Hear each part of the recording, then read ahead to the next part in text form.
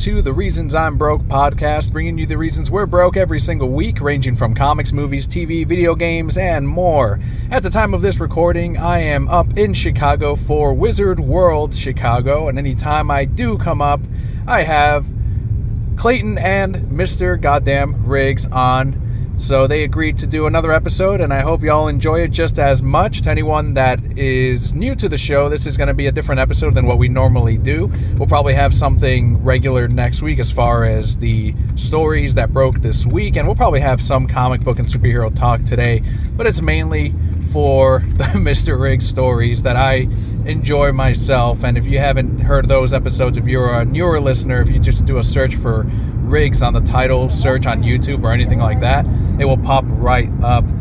So how's it going, guys? Welcome back to the show. Hey, what's happening? How's it going? We are on our way right now to Wizard World Chicago, and we'll probably have some thoughts after the convention as well.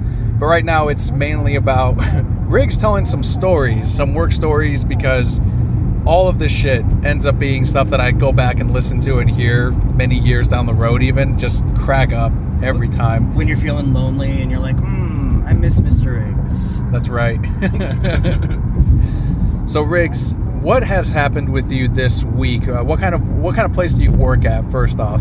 So I work for a third-party warehouse, which means that we don't have anything there that's ours. We hold stuff on behalf of other clients. And if you know any of my stories from the past, you know that I'm well versed in the warehouse atmosphere. But I have since moved up, and I am now in the office. They must have trusted me with that. I don't know. So what kind of stuff do you control now that you're working out of the office instead of actually getting on forklifts and all? Well, we have individual clients. So, different companies will be assigned to me, and I work with them directly. And when they want X amount of product to go out, they'll contact me, and I'll tell them, hey, you can do this, or no, you can't do this because you don't have enough stuff. Gotcha. And you were just telling me that it's been no time. How long have you been in this promoted position now? 2 months? Just about like that, 2-3 months. And you work a lot with Amazon, is what you were saying. I do. I do the vendor central, so I don't buy stuff, I sell stuff. Gotcha. And what would you say has been the biggest mistake you've made so far in this new location? That may have been this week. What happened this week? Amazon is actually very stringent, and so if you make any mistakes at all, you get hit with fines and penalties. And what I did this week is I said that we were shipping them two boxes worth of stuff, but in reality we did like 3 boxes worth of stuff. So I had 2 labels, and I was like, can I maybe like just put all of this stuff into like one big box? But it ended up weighing like 70 pounds, and that just wasn't gonna fly. So what I ended up doing was just, you get the labels and it says 1 of 2, 2 of 2, and so I just put 1 of 2, 2 of 2, and then 1 of 2. So you printed out an extra ticket and put it on the 3rd box? Yes, I did. I thought you were going to say you changed it to 1 of 3. You just crossed out the 2. Yeah, it says like 1 of 2, 2 of 2, and then 2 of 3. So, and then you ship them out like that, as is? Yeah, and the thing is we won't know if we get hit by this for like a month. So I'm hoping by then they'll just, like, my bosses will just forget, like, what happened. This is weird. Do you know anything about this, Riggs? No. No? What was that? That must have happened while I was off going to Wizard World. And so the company itself gets fined, I'm guessing. Yeah, we actually have contracts with our clients that says any responsibility financially for the Amazon stuff, we'll take care of it. It'll go on us. Gotcha. All right. And do you have any other recent work stories, even from before? You were talking about a coworker that you work with now. You were saving a lot of these stories for the show. There is a special man in my life at work. This guy, he loves me. He adores me. he comes up to me and he'll smile at me and he'll stroke my face and Sexually harass you at work, is what you're saying? Yeah. He'll come up and hand me the papers that I need, and then he'll just give me like a little mini massage, grab my hand and force it on his penis. He adores me. So do you not pull away? Because you were showing me, and I'm like, oh, and I pulled away, but do you just let it happen? I pull away, but I know when he's going to do it again, and I still go, oh no. Do you let him pull away? Just a little bit. Just a little. When did he first start sexually harassing you? You've only been there 2 months, you said. That would probably be when I crashed my car, and he had to start bringing me to work. Oh, so all right. Gas, grass, or ass. Everybody knows that. How did you crash your car? It was early in the morning because I do have to get into work early, and I was just facing the sun. I was facing the sun. I had my visor down. Had the free sunglasses that I got, and I couldn't see, so I started veering to the right, and I will remember this. I always thought, like, God, those cars are veering to the left. They're gonna crash. And then all of a sudden it hit me. Maybe I'm veering to the right. So I slammed on my brakes, but it was too late. I hit a city dumpster. Oh, jeez. And it was because the sun was just all over your windshield. It was all, I couldn't see. There was ice on my car, and I scraped it, but it still had like those thin pieces of ice that you'll never get. And so I was like, I'll just drive like this. Man, so you destroyed the city dumpster. Car's done. Did you didn't have your seatbelt on, did you? I didn't, in fact. Like, I did not remember this, but I was looking at my car later, and there was this, like, spider web crack in the windshield right where my head was. Oh, shit. Yeah, I flew up, and my head hit it with such force that it cracked the windshield, spider webbed out. That's how he got his spider powers. So you don't remember that, is what you're saying? I don't remember that. Holy shit. So what happened? Did someone see the accident and call the police, or did you call? Yeah, there were witnesses, and they're like, hey, are you okay? And I'm like, I'm fine. I was like, don't call the police. He's like, no, I got a warrant. Like, don't do it. he's like, are you sure? I'm like, yeah, don't call the cops. I'm like, I don't have insurance. Don't call the cops. He's like, my friend's already called the cops. I was like, no. And like that, man, like the cop just showed up. And the thing is if I had hit a car, he would have had to like write up a report. Yep. But because I hit a city dumpster, he didn't care. And he was like, hey, if you don't want to report, then that's fine. And then he looked at my car, which like was dismantled at this point. He's like, you just gotta get your car out of here. And he just waited around until like, but there's tow trucks that just drive around the city looking for opportunities like that. Right. And they would like offer to pick me up and take the car back to my place, which was less than a mile down the road. And they're like, oh, it'll be $250. And shit. Yeah, dude. It's because they got you by the balls at that point. They kind of did, and I was like, no. I said, I'll give you a 20 if you just pull it off to the side, because it was like hanging out in the road. I was like, no, I'll give you 20 if you just hook it up and put it off to the side. So they did, and then I started calling around, and I found a guy who would do it for $80, and I'm like, yeah, do it. Nice. So you didn't get home till way later, or to work? Were you going to work? Yes, I was going to work. It was the second day after I had recently been hired. Wow. Yeah. But no, I called out, and they were cool with it. But I organized everything. Like I got on the phone, and I found a bunch of people who were willing to like buy it. I sold it for $400. All right. And I was able to work it out with the guys at work to pick me up and take me home from work, and including the man who hits on you now. Including the man, exclusively the man. Was he immediately like, I'll drive you? Do you know where I need to go? It doesn't matter. I'll drive you. I said, yeah, can you pick me up? And he's like, I know where you live. Oh. That won't be a problem at all. That's convenient. He already knows. And what would he ever go, hey, morning, handsome, anything like that? He does, yeah. Wow. He says, actually, it's beautiful. He says, hello, beautiful. And I'm just like, nobody ever calls me beautiful anymore. Does he know you have a girlfriend? He doesn't care. He doesn't. He's like, that's just an obstacle. He's like, that's a girl, but I'm a guy.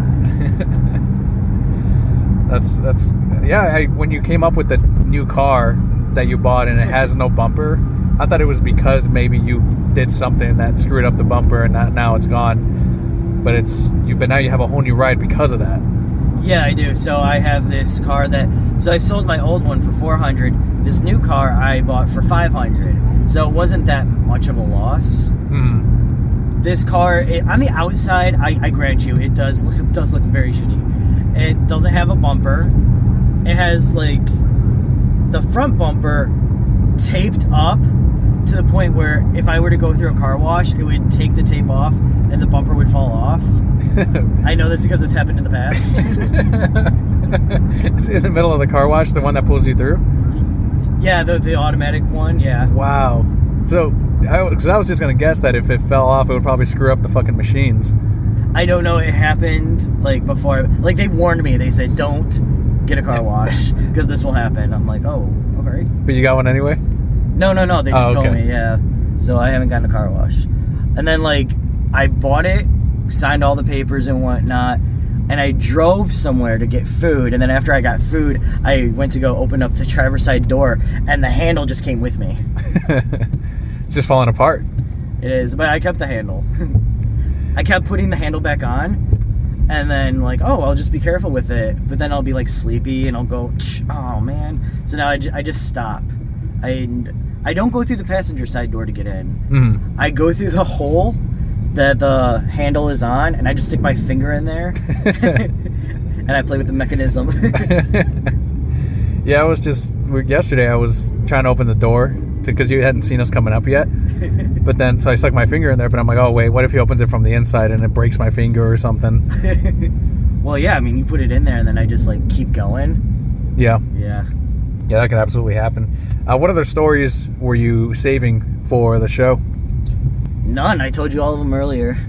No, I have this, it's a work story. Might as well tell it. So I had this client who is easily like one of the biggest clients, and they had 2 export orders, which means they were going out of the country. One was clearly going to Australia, and the other one was going to like South Korea. All right. And so when they emailed me to set up the appointment, like, oh, like I want to come in for this order, they gave like some weird reference number. So I said, no, use this reference number. So they did. They came in, and the window clerk was like, hey, I'm taking this order. And I'm like, yeah, go, get rid of it. I'm glad that it's gone. And all of a sudden, the other guy for the other order came in with the same reference number. And I was like, so this is bad. But So, I couldn't figure out what happened. Like I didn't know that it was my fault. But so I went to the boss and we were trying to figure out whose fault it was and what was happening. And then I went back to my desk and I got a call on my direct line. They're like, I'm looking for Daniel Riggs. And I'm like, can I help you? And he goes, yeah, he gave us a reference number and now they're saying it's the wrong reference number, but I got an email that said that he said to use this reference number. So can I talk to him or Debbie? And I'm like, Debbie's on the phone right now. She's trying to figure this problem out. I will bring this to her attention. So I looked at my emails and sure enough, I gave him the wrong reference number. So I printed it out and I went to her because I knew she was going to find out now at this point. And I was like, oh, Debbie, it was my fault. And she was like, I'm really proud of you for coming to me when you didn't have to. You could have tried to keep it a secret, and of course we would have found out. But you chose to come up to me directly, and I was like, well, I'm just trying to do the right thing. here's a raise. Yeah, here's a raise. Yeah, that's the one thing that always fascinates me about you, Riggs, is you always luck your way into promotions and more money. You just kind of, you pull a Homer, like from The Simpsons, where you just kind of screw something up and it ends up helping you out in a huge way, or people view you a little differently? Well, because I started here as a temp, and then like at your 90 days, you get hired on, and they gave me a raise. Well, 90 days from then, I was like, oh, can I get a 90-day review? Which I guess technically I already had. Mm-hmm. So I went up 50 cents, and then I went up an additional $1. Oh, wow. Yeah. And then I found out later that other people there only got an additional 50 cents. Gotcha. So you double dipped kind of, right? Yes. Yeah, that happened to me one year when I got hired at the GameStop in Florida. After I got transferred over from the one up here, and they're like, all right, well, we got to give you your yearly review or your raise. And I was like, all right, cool. So they did, and then the manager got a different store, and a new manager came in. He was like, it looks like you haven't gotten your but I had gotten my raise. He's like, oh, it looks like you haven't gotten your year review. Time to get you that. And then I got another raise on top of that, because it was like 2 or 3 months after. And I don't know why he thought I didn't, because again, my paycheck was still higher, but then I got another one on top of it. So I don't know how that happens, but I guess it happened to both of us. But it seems like there would be a date that said like Right. raise at this date. I don't know. Yeah, kind of weird. Clayton, you work at the movie theater. I know you're trying to focus right now and get into the convention center, because I think he took a wrong turn somewhere. He's too busy following this bus. Has it been crazy with Endgame? Like, was that the biggest thing you had this year? It was, and then the rest of the summer there was nothing practically. That's something we noticed when we were talking about the earnings for a lot of these companies, as that it was just a kind of a summer of flops, really. Like even King of the Monsters didn't do well. Yeah, well, it wasn't. There's a lot of not good movies that came out. I don't know how else to put it. Just not anything special. Stuff that you would, if you saw it on TV, you'd probably watch the whole thing. But it's nothing you would bother to go to a theater to watch. You think that's what it is? It's just the quality of movies? I know a lot of people have been saying, like, people want to stay at home and stream movies instead, but clearly, or that they'll only come out for event films, stuff that is like Endgame or stuff that will actually be a reason to go out with friends in a group to see this thing. I wouldn't agree with that. I think people do want to go out and do stuff. This idea that everybody just wants to stay home and stream, not so much, especially with, there's a million streaming services, and usually the one thing you want to watch isn't on any of them, or it's on one that you don't have, and it's only been getting worse now that there's multiple streaming services. Yeah. So one of the things that you do at this theater is you're the, I don't know if you, I think we were talking about this, Riggs, but you're the facilities manager. Mm-hmm. So you'll change out light bulbs. That's his big responsibility. It's mainly light bulbs. That's what he does 90% of the time, because those things go out all the time. But you knew exactly where these were, and what always fascinated me about this was that the ceilings are really high at this particular theater, and some of those light bulbs go way up there, and I'm like, who has to change that one? And I pointed to the one that was out, and he just points to himself, and he takes this giant lift all the way up there, and he said he got nervous. You were nervous the first time you went up. the very first time, yeah. Because the thing was wobbling, and I kind of want Riggs to have this position.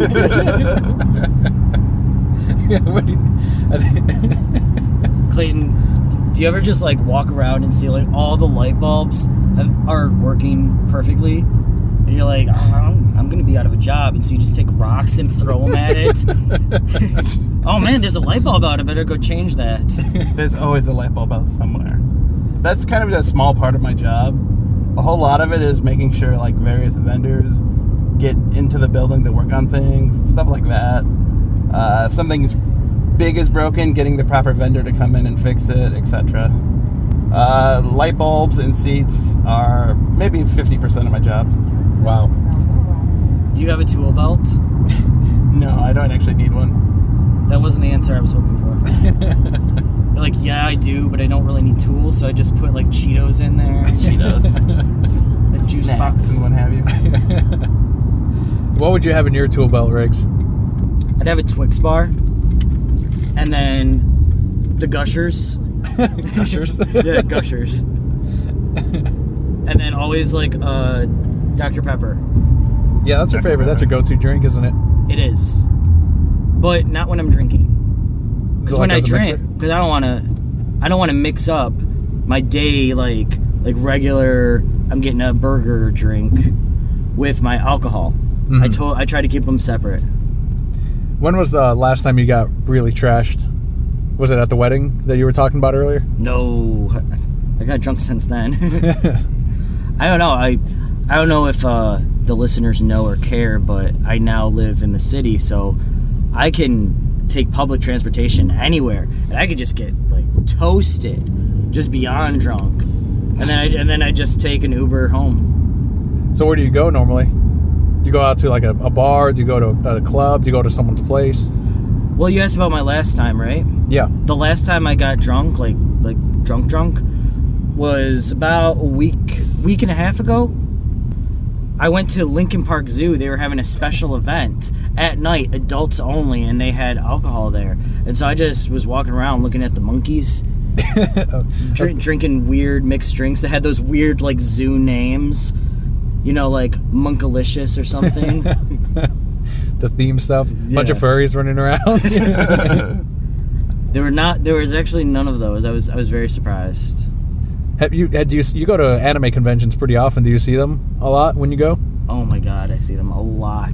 They've actually gotten progressively more of a being there, I guess. I don't even know how to explain more it. More of a presence. Yeah, more of a presence.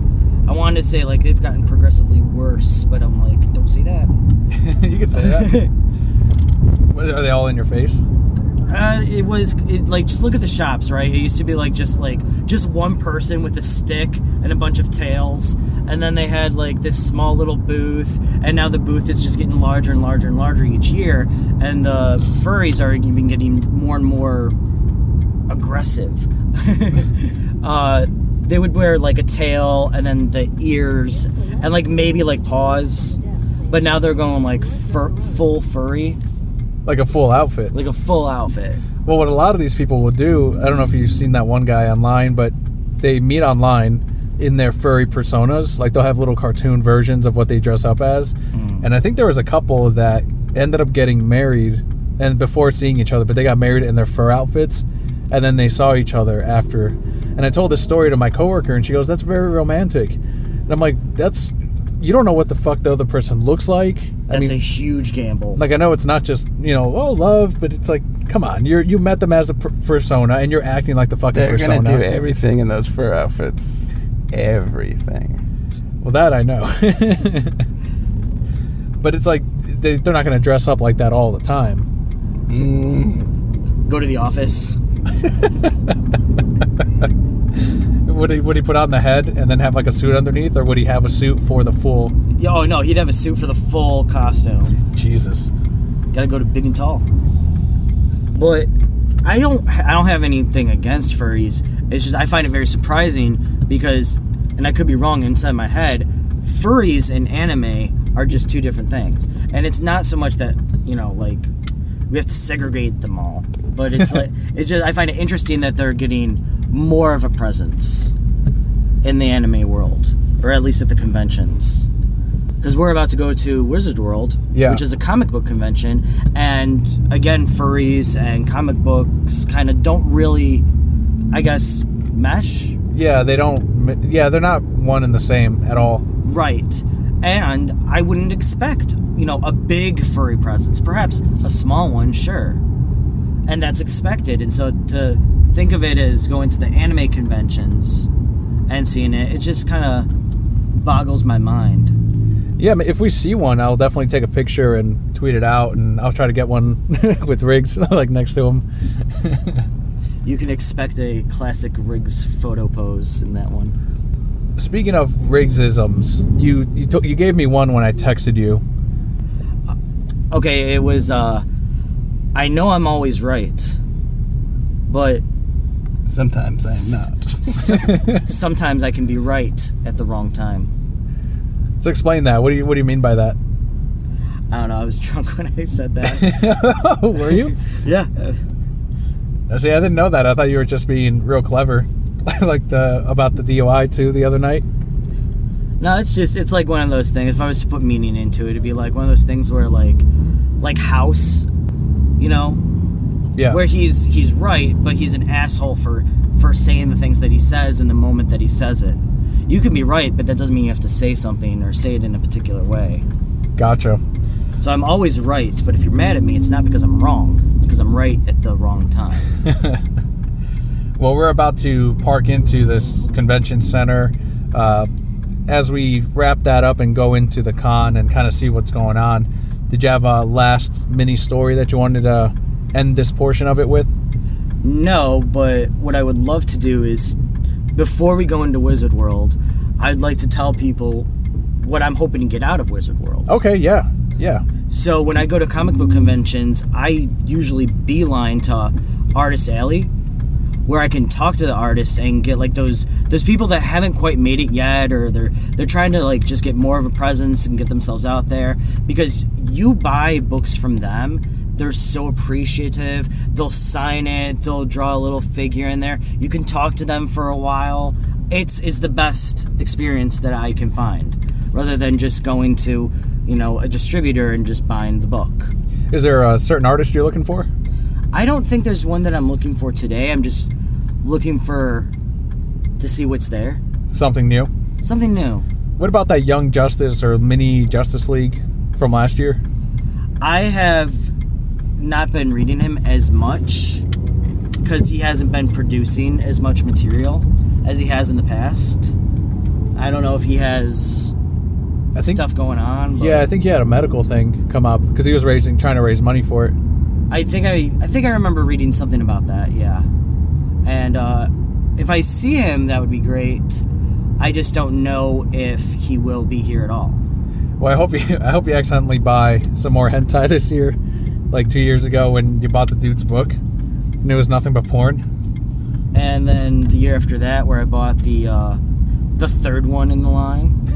So you liked it enough. Yeah. That was by, I think, Joseph Lim or something. He's actually there this year, so if he has a fourth one. Oh, man. Then I can catch up on what's going on in the series. There you go. All right, we're going to head into the convention center, and we'll be back with what we found and bought. And we are back post Wizard World Chicago. And it seems like I think everyone bought something except for Clayton, right? Yeah. Yeah, I bought some stuff. I ended up getting a Harley Quinn commission, which I will be putting up. We did see 2 furries. Not quite as many as we expected, I guess. Not as many as your anime con. Yeah, that's true. And that's kind of the whole point, is this wasn't a furry convention. So it makes sense that there wouldn't be a slew of furries. But we did get a picture of the 2. And what'd you think of the convention overall? Me? Yeah. It was lacking. I would have to say. It's no C2E2. It's not. Plus, if you really want to get everything, you gotta go there on a Saturday. Mm-hmm. There is that. I think it's expected for conventions for it to be bigger on Saturdays, but this was very day and night. Yeah, I think a lot of the vendors were all right. There were some nice t-shirt places. I ended up finding the 2017 Godzilla figurine, which I almost ordered the full set at the store just to get the one, but then would have had to sell the other ones. But this guy had it at his booth, and I'm like, whoop, it was one of the 4 left. And it's not really a popular Godzilla, so I kind of lucked out in that way. And you were there to get some indie books from a couple of artists or writers. Yes, that's correct. I wanted to go to Artist Alley, and I didn't have a specific artist in mind. I just enjoy going down Artist Alley and finding people who are struggling with their art and trying to make a name for themselves and help out in the way that I can, which is by being a patron. And I felt as though the artists that were in Artist Alley were very just aggressive. You walk by, and what I'm used to is walking by, looking at their stuff, and they would make, small conversation. Hi, how are you? Hope you're having a nice day. If you need anything or have any questions, talk to me. And then they'd go about doing whatever they were doing. But I would just look at their stuff from a distance, and they would be like, well, why don't you come over here and I can tell you all about this stuff. Do you want this? I can get you this. And I'm just, that to me, that's a turnoff. I'll be looking at something and they'll be so aggressive that I'll just walk away because I don't want to be about that. I'd have to say that the worst of it I really didn't think was... it'd be like this, but it do. I'd have to say that the worst of it was, like, right when we got to Artist Alley, I was walking past this guy, and he pulled me in. He got you. He got me. He's like, let me tell you about this. Can I tell you about my comic? And I'm like, yes, I would love to hear about your comic. And he's like, I got this series of comics, and I can give you 1 through 4 for $10. And I'm like, that's a great deal. Tell me about your comic. He goes, before I do that, let me tell you about this. You'll have the 1 through 4. And he just was like trying to up it more and more and just sell me the comic. Almost as if he didn't write it and he was just like getting paid by commission. Yeah. And he didn't really make me feel... I remember one year I went to Wizard... Was it Wizard? No, we went to Wizard World this time. We went to C2E2 last year. And I was meeting... Before that, it was Wizard World, and I didn't go to Wizard World. Mm-hmm. Was that the case? Yes. Because this is always the one that people go to, and they're like, it was all right. But C2E2, everybody's like, it's great. We went to C2E2 last year, and I was meeting all kinds of artists, and they would talk to me and draw something in my book and sign it, and it was very personable. This guy, he made his sale, and then that was it. And I'm like, oh. Even this other guy, which I was actually interested in the comic books for the other guy. The first guy, I wasn't really interested in his books. But the second guy that made a sale to, he was very like, oh, do you want these signed? And he gave me the whole spiel, and I'm like, yeah. And I was interested. I was like, yeah, sign them. And so he goes, all right, put those down. I already have the pre-signed books right here, and there you go. And I was like, oh, I was hoping you would like sign and talk to me a little bit. And you already bought it. What do you? Right. Well, I guess maybe that's true. Your money's on the dresser. See yourself out. Maybe I was expecting more from these people than I should. But I'm just talking from past experiences and then this experience here. Even one thing I didn't like was that there was Artist Alley, and then there was the vendors that had shirts and Funko Pops and mugs and all kinds of stuff. And then there was the collectors who had their bins and their comic books for like really, really nice comic books for high-end prices. But there wasn't a whole lot of just vendor places where I could just, people have their stores, but then they have like a little kiosk here just to like pull you in. And I like browsing through like stuff like that. Yeah. Even when I was there was, in my opinion, way too much Marvel. And I'm not like a DC fanboy. I don't care for DC or Marvel, and there was a lot of Marvel. I wanted independent stuff. You're talking about the trades and hardcovers, right? I'm talking about trades and hardcovers. It wasn't pleasing to me. No, I get that, especially since you like to read the more independent books anyway. I do. I like going into like this story that's self-contained. Yeah. With characters that are self-contained. Yeah, and I think that's what the other guy sold you on. I think his comic was named Kinetic. Yeah, I think that's what it was. And it was a self-contained story. It was also a genre that I find pleasing because he had superpowers. I do enjoy that. Mm-hmm. And it was, like I said, oh, this is self-contained. That's what I want. Yeah, even last year you bought more independent books, and there was just more of those types of artists there. I noticed that at Artist Alley, even I only got the 2 commissions. I got the one Harley Quinn by, what's his name, Book Jackson. There's only one of them. Book Jackson, and as I think it was Rick saying that was obviously his birth name. It was a bold move to name him Book. His parents had very specific ideals for him. And then there was a cartoonist that I got who worked on Super Friends, and he worked on Roger Rabbit. He had the Blu-ray in there, and he would sign it for $30, and like with the Blu-ray and all. So I ended up getting a cheetah commission, which he's just gonna mail me. What I thought was really impressive was now that I use Square, like this is the first year where I use Square to pay off, the artists or whatever, and I guess they save your email. in Square, so it'll automatically email you the receipt without, it just ties it to your card, I guess. So that was something you never had. I didn't have last year either. Well, that's good, because, I mean, like, not that you would never not trust the artists, but it is nice to just have a little something there that said, hey, I paid for this thing.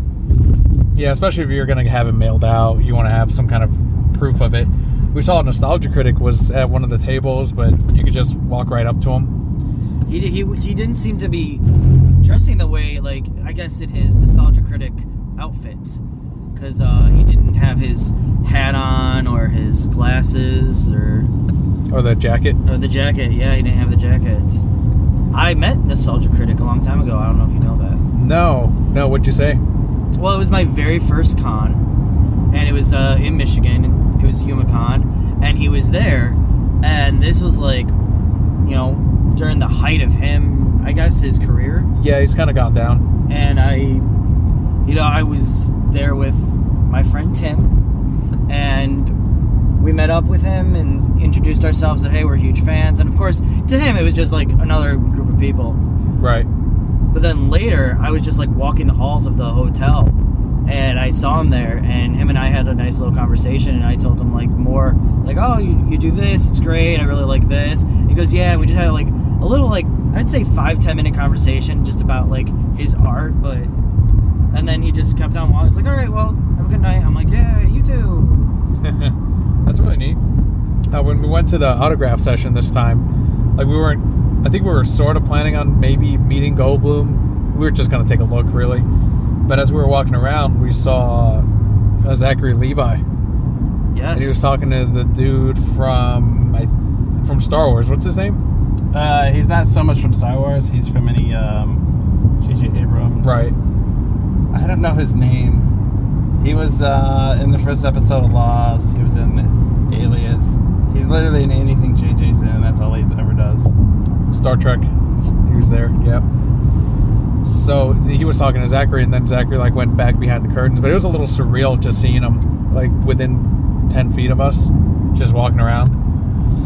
And I think that's a benefit of having this slower day that was today, because you could most of these things. Even Kevin Conroy was probably a 30-minute wait, I'd say, because he does like to talk to people. But the guy from Cheers, when you could walk right up to him as well. George.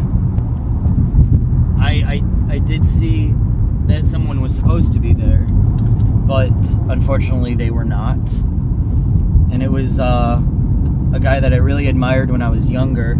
It's Dean Cain, who played Superman in the New Adventures of Lois and Clark. Tanaka.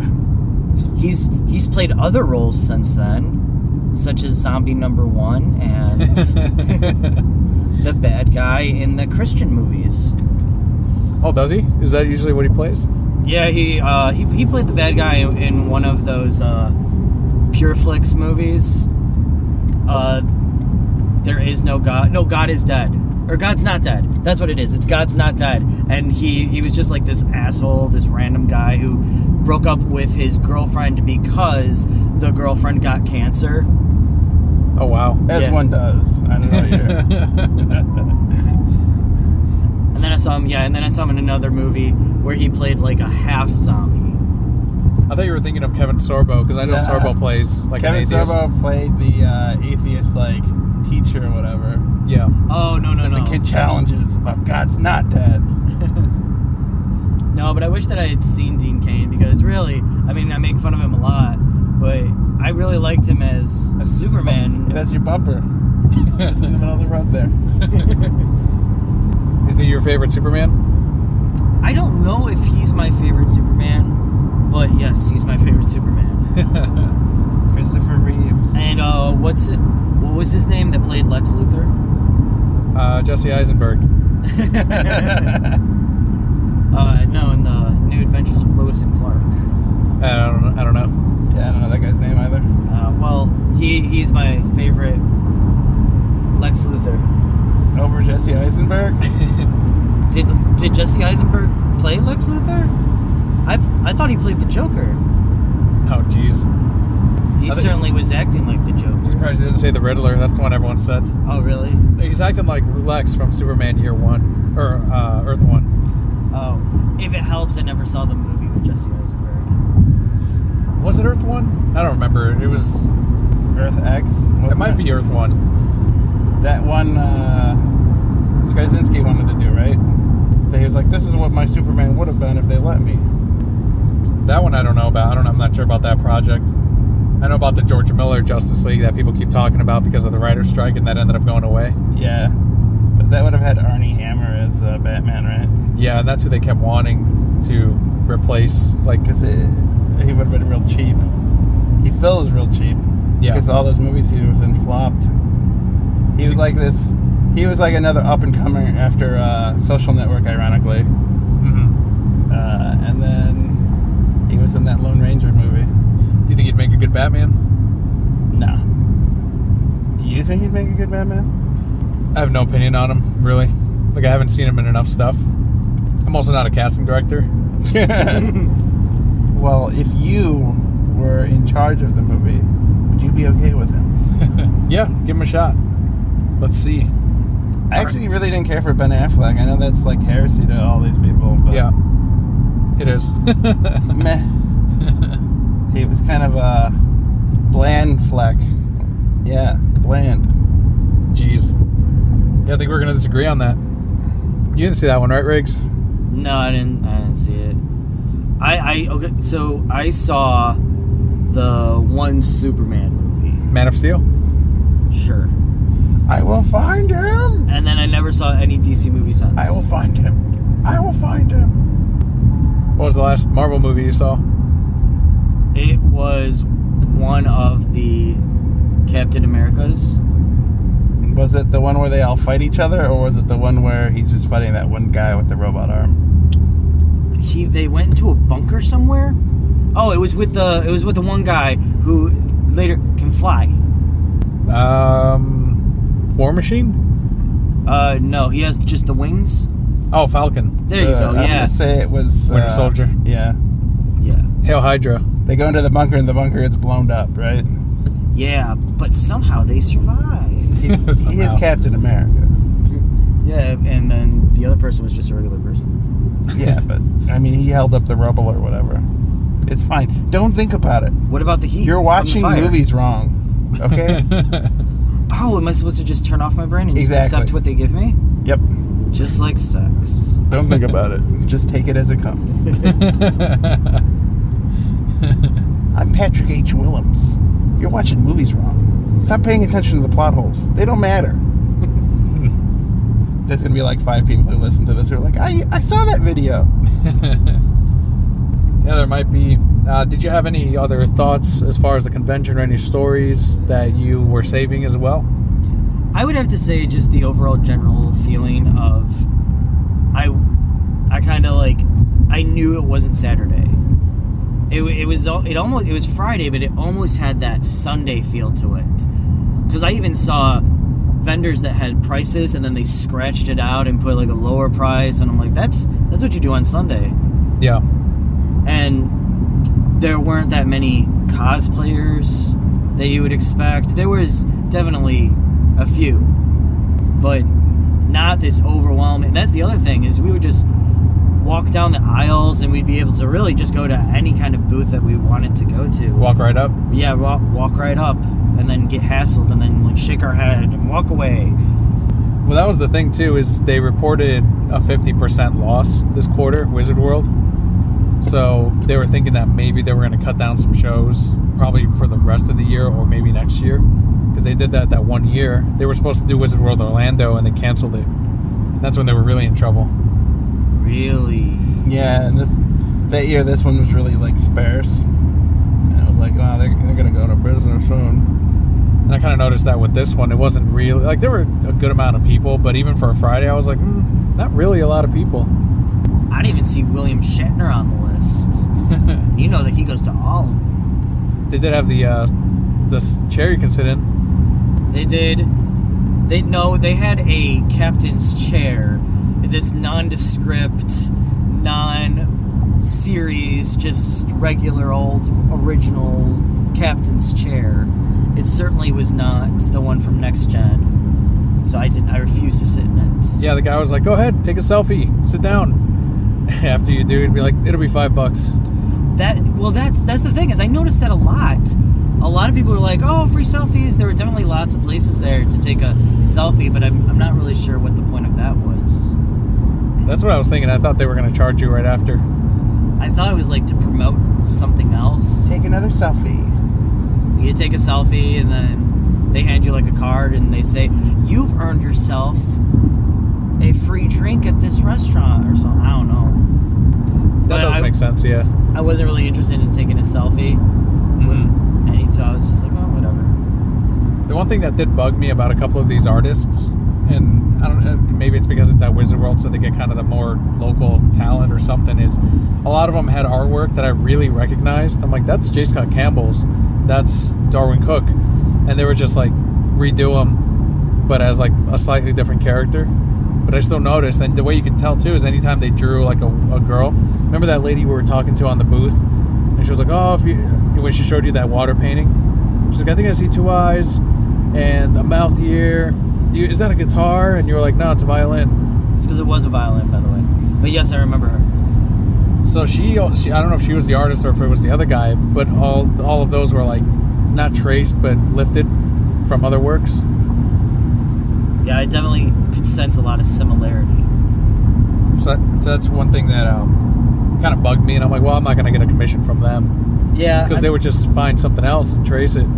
It's like, here's your Harley. I mean, I'm not an artist per se in terms of like drawing or anything like that. I do know that I write and I play the guitar, and when I do so, you can kind of like fall into the people that you follow and like and listen to, and your writing style or your chords that you're playing on your guitar will sort of kind of like have the same feel to it when you're first starting out before you kind of like get into your own. So I don't know if that's what they were doing, where they're just kind of like new at this and they're just trying to find their own style, or if they're just like whatever. Yeah, I think overall, same thing. It was an alright convention. I think I liked it more than the last time we went to Wizard World. I think it kind of shaped out a little bit better. They had better booths this year, and I did like that we could just walk right up to things. Your overall thoughts too, Clayton? Yeah. There was stuff I liked, some stuff I almost bought and then didn't. I was looking at the Berserk, the deluxe edition, and the guy had it marked down from 49 to 44, and I thought about it, and then I was like, maybe I'll pass, because I don't know, even if I bought it, how quickly I would actually like get to read it. So I kind of held off on it.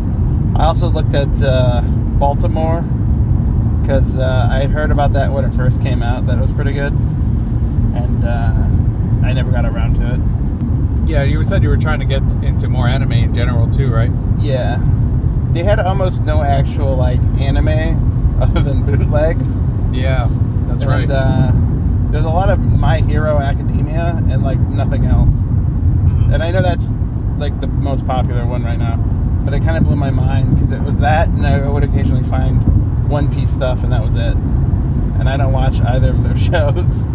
Yeah, there was a whole bootleg station or a setup, and they were just straight up Blu-rays, bootleg, like just print out your own cover and throw it in there. Yeah. And I'm like, all right, this is kind of neat because you can find some shows that aren't available on Blu-ray or DVD, and they had the full collection of Are You Afraid of the Dark on Blu-ray. But then what I figured is it was still going to be DVD quality, but on a Blu-ray that's what I was worried about. Yeah. It's not even that it looks crappy and you could probably just download the stuff that's there already, but if the quality is really bad, that would it would just bother me. Yeah. Like, I paid for this. Well, I would be okay with it if the prices were like bootleg prices. Exactly. That's the point of buying a bootleg, is because they're so much cheaper. But they were running stuff at $50, $60. It was $50 for that Are You Afraid of the Dark? The Dragon Ball Z or GT, that was like $40. They were just really putting up the prices. Batman the Animated Series was $75. And that's bootleg, mind you. Right. And some of those stuff, I'm not sure if it wasn't a bootleg, I would still pay like $50 for Are You Afraid of the Dark? Yeah, and I'm thinking, well, they obviously must sell them at that. People are paying that price, and like I said, I was really close to getting those Are You Afraid of the Darks, but That was mainly what I was worried about. I didn't want because I know that show isn't available on widescreen, so I didn't want it to just be a stretched out image on a Blu-ray disc. Yeah. So I was like, yeah, not for 50. Although he did say he would show me. He's like, yeah, I'll show you. I got still $50. Yeah. Like, I'll show you the good one, and then I'll give you the bad one. I won't see you again. Sucker. Yeah, we're on our way now to get some dinner, going to Portillo's. I saw you were talking about Domino's, and that's what reminded me. Do you have any stories from many years back when you worked at Domino's? I'm sure I've told them all on the show, unfortunately. You think so? I think I have. It's unfortunate because it was so long ago that I'm sure that I do have a story of something awesome and funny that happened, but it's been lost to time. All these moments will be lost to time, like tears in rain. R.I.P. Well, all right then. If you don't have any Domino's stories or anything else, I think that pretty much wraps up this year's episode for Chicago.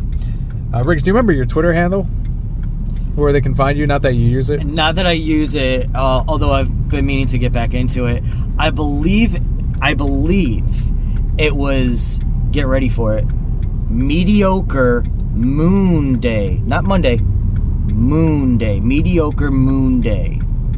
So there you go. If that is, I'll put it in the show notes. Clayton, do you have any Twitter or anything like that? Not yet? Nah, it's for gay people. You're like, but I'm on there. All the time. It makes you very gay. All right, then that'll do it. We will see you next week. Thanks, guys. Bye-bye. Later. So what beer got you over the edge? It was that banana shit. So what happened? Wait, you had banana beer? He had a giant one, and we tried to make him. When? Right, which is what it was. It was that banana beer. At the blast place? Yeah. Whatever the fuck it was. And it wasn't. It was was Magneto's. And I was drinking it. No. And I was drinking it. I was drinking it at a fucking normal. I was drinking it at a fucking normal pace. At a fucking. But you asshole alcoholics. I'm not an alcoholic. I have a breathalyzer in my car. But you're like chug, chug, chug, chug, chug, chug, chug, chug, chug. And I did. And it fucking did a U-turn. Did a U-turn. Again, genius. I'm glad I caught one fucking gem. One gem. Thank God. One of the Chaos Emeralds. Hey, look, this brewery. Half Acre is a small little brewery restaurant, small inside seating area, not toddler friendly. Ooh. They do not have high chairs, but they do have a good draft beer selection.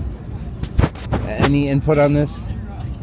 That's how all bars should be. This is where assholes go to get drunk and pick up chicks. So he's mad because there's a lot of little babies here. I'm not mad that there are a lot of babies here. I'm just not going to censor myself. Yeah, he got mad that like these guys were censoring him. They're like, I was saying fuck.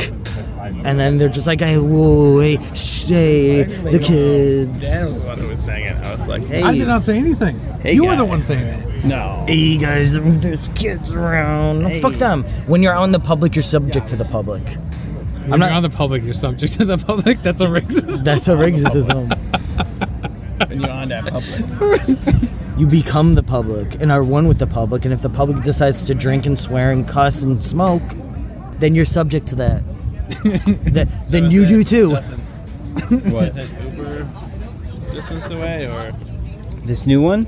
Because the old one. Walking is 48 minutes. So, So Or bar hopping. So yes. Well, actually, I found a new one in between the off-color one. So Justin, how do you feel about Star Wars? I think it is cinematically. Off color. What do you mean by off color? I don't think I care for that terminology.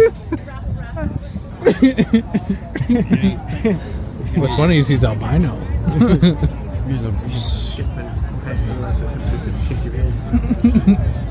These assholes are swearing. How dare they get in trouble? Drunk and lewd at a bar? Lewd, you say? Lewd. Yeah. Dick out. If my penis goes over this barrier, will the city come down on me? There's only one way to find out. The city. Goes, woo, woo, woo, woo. There's a boat that fucking pulls up. Because there's a cherry over there, but that's like a fair distance away. And so I'm like, did the kid just like go there? And they're like, Okay, no. so if we go to Off Color Brewing, it'll bring us to the Goose Island District, and we could also go to Goose Island Brewery, or we could go to Half Acre, which is, Daisy Cutter, right? It's the place to be. Yeah. So I can go on I know you want to drink like booze now, so I could search Half Acre and see if they have booze. Yeah, because this beer shit is weak shit. Yeah, I want some hard shit. You like them hard? I like them hard. booze, right? Real hard. Goose Island? They have the hard alcohol there, don't they? I haven't been to their brewery.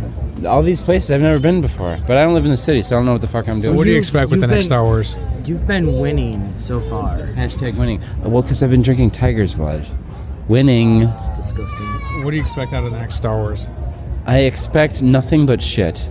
Because the only Star Wars that ever exists in my mind, in which the Rebel Alliance and the Empire tattoos that I currently have on both of my forearms are signified after the original 4, 5, and 6 Star Wars. I do not impede these tattoos to any of the prequels or the stupid other side stories. And fuck The Mandalorian and fuck everything that comes after that. OG 4, 5, 6. And I'm sorry. Empire's better than Return. Boom. Mandalorian takes place after Return of the Jedi, right? Fuck Disney and fuck all their stupid little side stories. Done. Hashtag boom. MCU's the only good thing. Boom, boom, boom. Well, let me take that mic away there. He's a little drunk, so that's the point. Where? You want to know what I expect from the next Star Wars movie? What do you expect? Another Star Wars movie. He's a fucking genius. I'm telling you. That's all. They're just gonna fucking. They're fucking wrote it already on toilet paper, and they're just like, all they have to do is just fucking find some actors to play the roles, and then that's it. Star Wars movie equals money equals done. That's what Disney does. Disney. That didn't happen with Solo. They're not making money anymore. I can't help them. You can't help them. You just can't help them. I can't help them.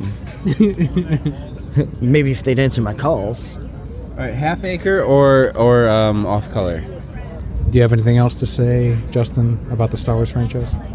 I love Han Solo. They're gonna go Chewie next. What do you think about Rey being dark side? Who's Rey? What do you think about Rey being the dark side? Well, if she's going to the dark side, then that means she'll like the dark side. What? Huh? What do I think of Rey on the dark side? Yeah, what do you think about Rey? I've never been a fan of his. Everybody Loves Raymond has always been kind of like an off-color, kind of not my thing. I can see why other people liked it. What do you mean by off color? Because they're Italian? They're white people too, okay? Because it's comedy that only stupid people would think is funny. So why don't you like it?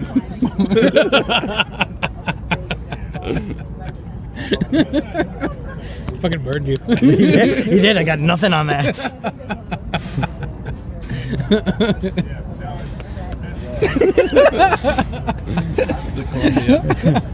The Columbia expedition drank this very beer, and doesn't taste like anything. They're gonna make a movie on that. Doesn't taste like anything special. Well, there's a place where you can put it. Just dump it in the river. It's illegal.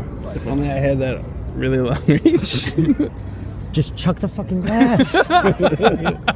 Whole glass. So in front of us, there's this illegal area where the city has not approved this particular patio, but we really want to stand by the river. Not the case. There's this little dinky sign. We're gonna tweet that out, and that's all she wrote. Say goodbye. So there is a Goodbye. There's a park. Goodbye. There's a Parks and Rec.